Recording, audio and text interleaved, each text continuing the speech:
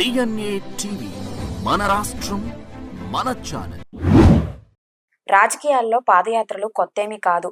అయితే ప్రతిపక్షంలో ఉన్న పార్టీలకు పాదయాత్ర అనేది అధికారం తెచ్చిపెట్టిన ఒక జడపదార్థంగా మారింది.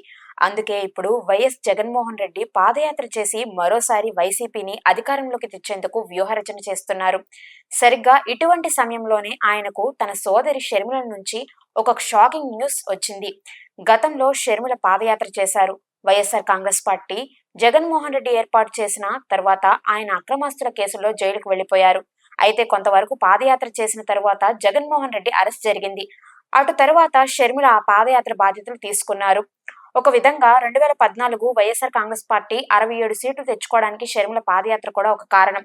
అయితే షర్మిల పాదయాత్రను స్ఫూర్తిగా తీసుకుని 2017 జగన్మోహన్ రెడ్డి పాదయాత్ర చేశారు. 2019 ఎన్నికల్లో అధికారంలోకి కూడా వచ్చారు. దీని తర్వాత షర్మిలను జగన్మోహన్ రెడ్డి పట్టించుకోవడం మానేశారు. జగన్మోహన్ రెడ్డిని కేవలం కుటుంబ పరంగానే కాదు, రాజకీయ పరంగానూ షర్మిల విభేదిస్తూ వచ్చారు. ఇప్పటికీ విభేదిస్తున్నారు కూడా. ఎన్నికలు వైఎస్ఆర్ కాంగ్రెస్ పార్టీకి జీవన్మరణ సమస్యగా మారాయి. ఎట్టి పరిస్థితుల్లో ఆ పార్టీ అధికారంలోకి రావాలి, రాకపోతే చాలా ఇబ్బందికరం కూడా. అందుకే జగన్మోహన్ రెడ్డి సుదీర్ఘ కాలం పాదయాత్రకు ప్లాన్ చేశారు. వచ్చే ఏడాది వైఎస్ఆర్ జయంతి రోజున పాదయాత్రను ప్రారంభించి 2029 ఎన్నికల ముందు ముగించాలని ప్రణాళిక చేశారు.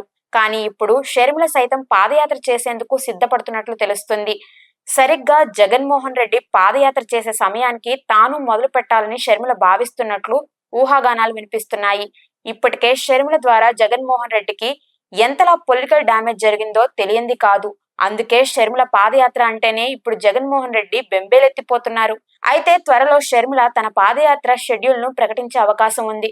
ఒకవేళ షర్మిల పాదయాత్ర ప్రారంభిస్తే మాత్రం జగన్మోహన్ రెడ్డికి కష్టమని వైసీపీ శ్రేణులే వ్యాఖ్యానిస్తున్నాయి.